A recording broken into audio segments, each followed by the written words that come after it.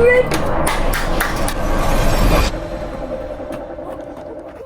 god, it's from Fortnite, Save the World Zombies!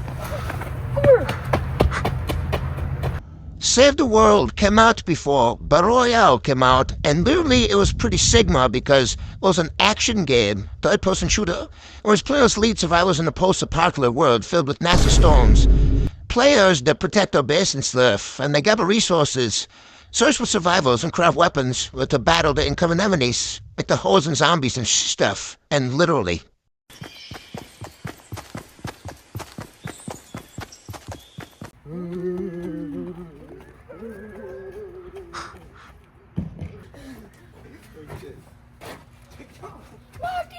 Oh my god, it's season 1! Season 1 introduced a Battle Royale, introducing the Season Shop, where players would be able to use V-Bucks to buy cosmetics. People suddenly picked up on this massive game, like streamers like Ninja, Tfue, and Myth.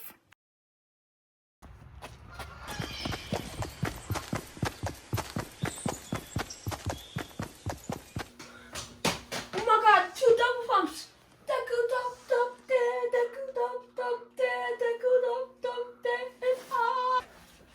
Oh my god, he's building a whole skyscraper out there.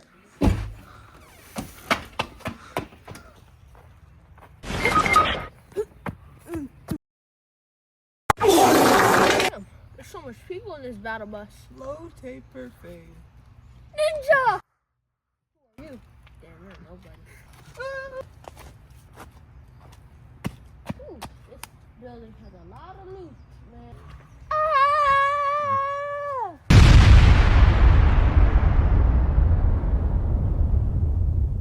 Season 2 and Season 3 literally introduced the victory umbrellas and the battle pass that you could buy with V-Bucks.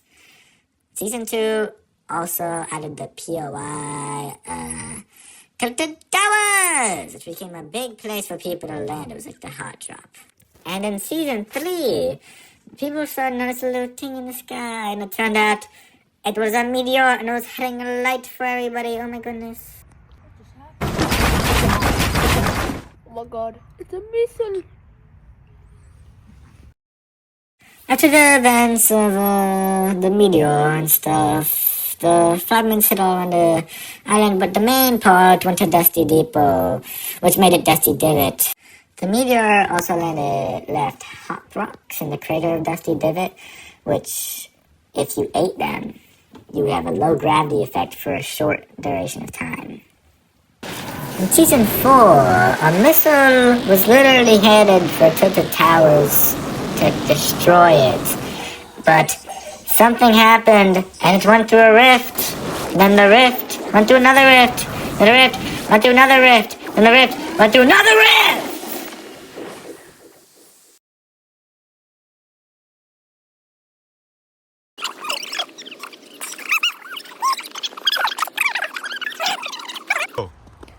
Oh my god, it's Kevin the Cube! It's Kevin the Cube! Oh my god!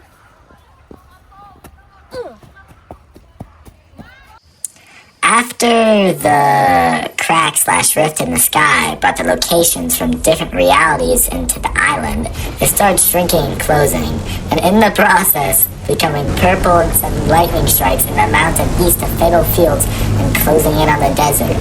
When the crack in the sky was nearly done closing, it sent its last lightning strike, which was the longest bringing in a cube, then finally closing. This cube was named Kevin the Cube, and it started rolling around the island and placed 7 glyphs before rolling into Loot Lake. And in Season 6, when it rolled into Loot Lake, it dispersed its surface all around the lake and the central island. Like the ground lifted up in the air and the cube was attached to it from the bottom.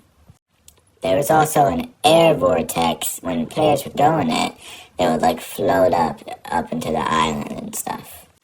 And from this, Loot Lake was renamed to Leaky Lake, from the mess that Kevin the Cube left behind. Only one rift remained, In Season 6, it was in an underground bunker in the Wailing Woods. And less than a day after Season 6 started, the Cube began moving with the floating island to the closer corruption zone near Pleasant Park. And within 3 days, the Cube reached the corruption zone and ripped out a chunk of the island with the glyph he put earlier and printed on it, lifting it up into the air and sucking out energy from the corruption zone underneath the glyph, causing solid Cube material to grow through the floating island. He eventually took out all the other 6 glyphs. The Cube was completely filled with energy and pulsed rapidly. It returned to Leaky Lake, and it started to draw power from the vortex and projected a beam of purple energy upwards, opening a purple portal in the sky, which was likely a portal to the last reality. Over time, the portal in the sky grew and covered the island of purple fog. And suddenly, the Cube released a sudden burst of energy that ripped the floating island into several large chunks. The Cube material that grew through the island was shredded into fragments and scattered around the island by a shockwave.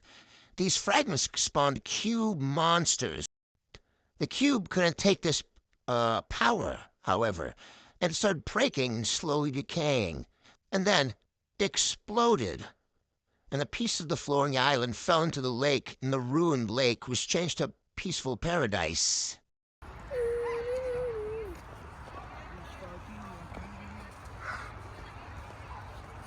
Oh my god, it's a sword, it's a sword!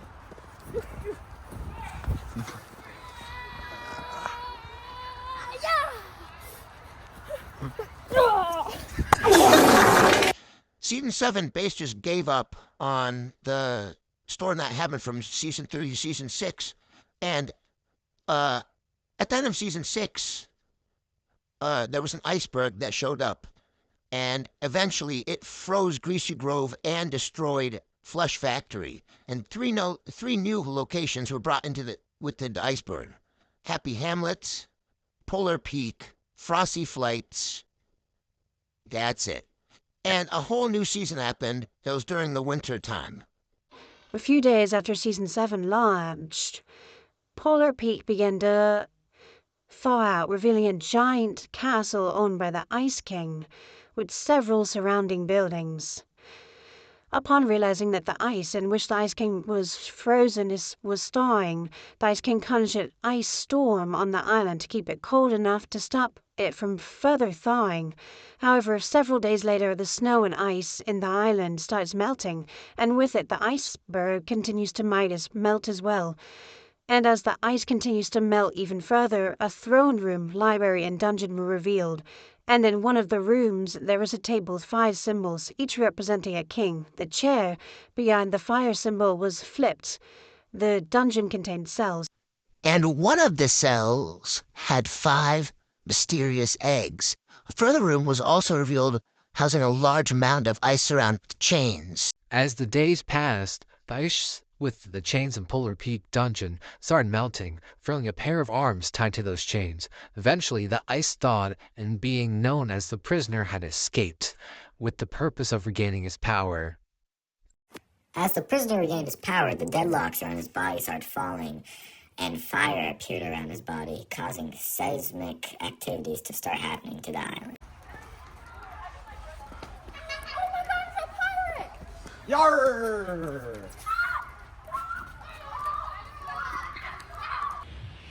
Season 8 continues with Ice King storyline that began in Season 7, with the prisoner creating a volcano and a jungle biome, destroying Wailing Woods and Lazy Links, and in the process was completely destroyed.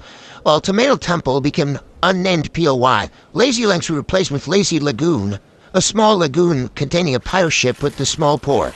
These pirates were seemingly brought to the island by the events that occurred on the island during the previous seasons, and set out to explore it for adventure and possible treasure.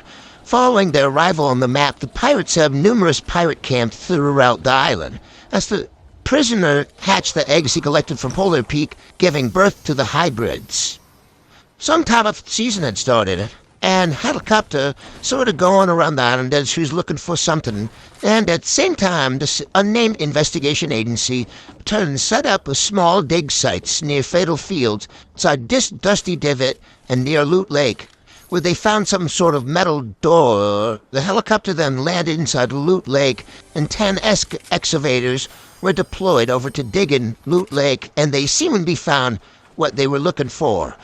What the excavators unearthed was the vault, and large and mysterious metal hatch surrounded by 5 big blocks with metal slots.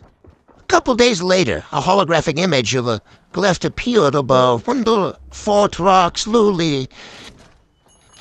Around the same time, a large metallic floating key appeared northeast of Lucky Landing with the same glyph up over as the one in the vault. Oh my goodness. The dudes realized that the key must be inserted to the vault slot, actively projecting the glyph, and the glyphs themselves depicted what must be done to insert the key. In this instance, the dudes must hit it with their pickaxes in order to move the vault. It took some time and effort, but the key eventually reached the vault and slammed to its hatch, activating the lock. Walk like a soccer kid. Hey, these guys are so untalented. Bam! Don't. I'm gonna take this into my own hands.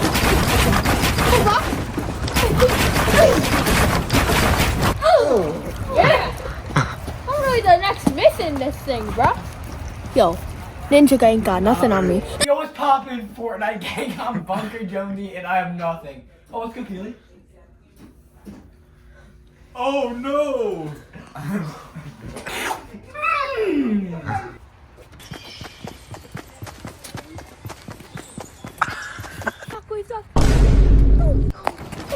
So basically, Season 9, Season 10, we didn't have that much. The only thing that really happened was the volcano erupted and killed, like, tilted towers and detailed row and stuff. And then Season 10, there was like these mechs and stuff. But it really happened at the end of Season 10. The thing under Loot Lake exploded, and everybody died. Wait. What's that sound? Wait, what, you split? Wait. You know what's crazy is that low taper fade like meme is, dude, it is still massive. Yeah, massive. I mean, I'm seeing like new ones that I've never seen before that have like millions of likes and views still that are popping up all over the